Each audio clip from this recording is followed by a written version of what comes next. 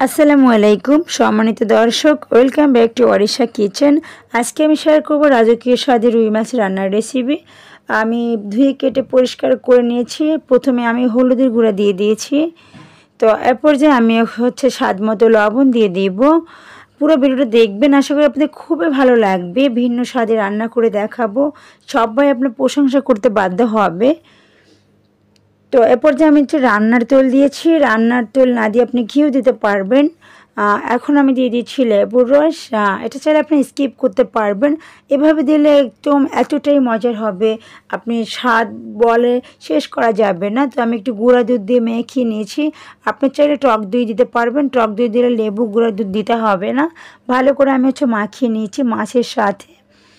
তো কীভাবে করছি আমি দেখুন, পুরো ভিডিও দেখবেন, আশা করি আপনাদের খুবই ভালো লাগবে।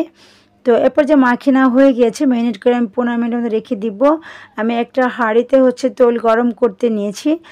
তেলটা গরম হয়ে এসেছে। এ পর্যায়ে চুলা আঁচটা এখন মিডিয়াম টু লো হিটে রেখে আমি মাছটা দিয়ে দিব। একে একে সব মাছগুলো আমি দিয়ে দিব।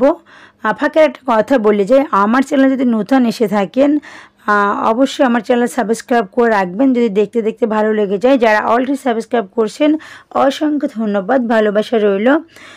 তো আশা করি পুরো ভিডিও দেখবেন, স্টেপ বাই স্টেপ আপনাদের খুবই ভালো লাগবে। তো আমি মাছগুলো উল্টে পাল্টে ভেজে নিচ্ছি। একটু হালকা লাল লাল করিয়ে ভাজবো। বেশি ভাজারও দরকার নাই, বেশি ভাজলে কিন্তু মাছটা খেতে ভালো লাগে না। তো এটা কিন্তু ডিমওয়ালা রুই মাছ ছিল। আমি যে মশলার ভিতরে মাছটা মাখিয়েছিলাম, আর ডিমটাও আমি সেই মশলার ভিতরে মাখিয়ে নিচ্ছি। তো দেখুন আমি ডিমটাও আলাদাভাবে ভেজে নিচ্ছি, একই সাথে কিন্তু ভাজা যাবে না, গায়ে ছিটে আসতে পারে। ফাঁকে আরেকটা কথা বলে যাই, দেখতে দেখতে আমার রেসিপিটা যদি ভালো লেগে যায় অবশ্যই আমার চ্যানেল সাবস্ক্রাইব করবেন, লাইক করবেন, কমেন্টস করবেন, শেয়ার করবেন। যারা অলরেডি সাবস্ক্রাইব করেছেন অসংখ্য ধন্যবাদ, দোয়া ভালোবাসা রইল।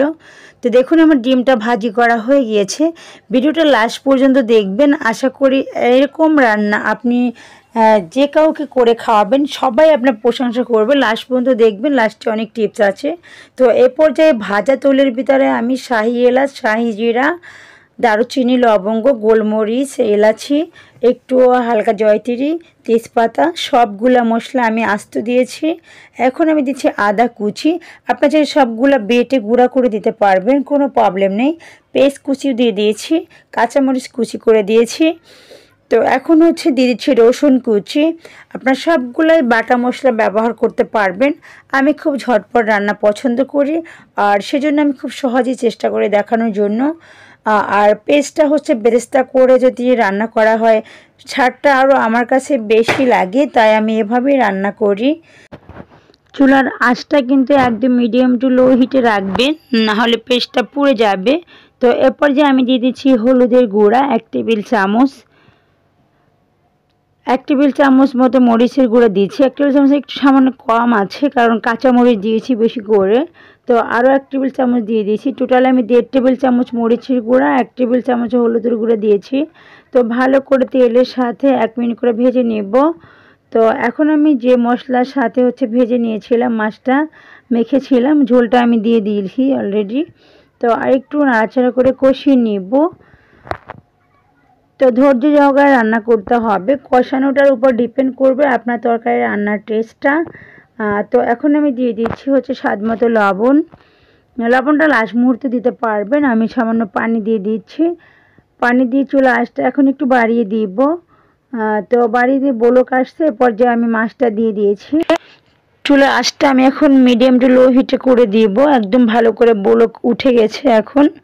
তো রান্নাটার কিছু নিয়ম আছে, এই রেসিপিতে ভালো করে রান্না করলে স্বাদ একদম মুখে লেগে থাকবে। তো ভালো করে ফুটে উঠেছে, আমি ঢাকনাটা দিয়ে চুলা আঁচটা একদম মিডিয়াম টু লো হিটে করে কিছুক্ষণ রাখবো। তো আমি একটু ঢাকনাটা উঠিয়ে আমি কতক্ষণ রাখবো, 2 মিনিট। তো এরপর যে আমি ধনিয়া পাতা দিয়ে দিব। তো আপনার চাইলে ধনিয়া পাতা স্কিপ করতে পারেন, অনেকে আছে ধনিয়া পাতা খেতে পছন্দ করেন না। আর ভাজা জিরা ভেজে গুঁড়ো করে দিতে পারবেন। তো আমি তো আগে আস্ত জিরে দিয়ে দিয়েছিলাম। তো এরপর যে নামিয়ে নিয়েছি, রান্নাটা হয়ে গেছে। তো কতটা পারফেক্ট হয়েছে দেখেই বুঝতে পেরেছেন। এভাবে রান্না করলে যে কাউকে খাওয়াবেন আপনার রান্নার প্রশংসা করতে বাধ্য হবে। আশা করি আপনাদের খুবই ভালো লেগেছে। পুরোটা ভিডিও দেখার জন্য অসংখ্য ধন্যবাদ। আল্লাহ হাফেজ, আসসালামু আলাইকুম।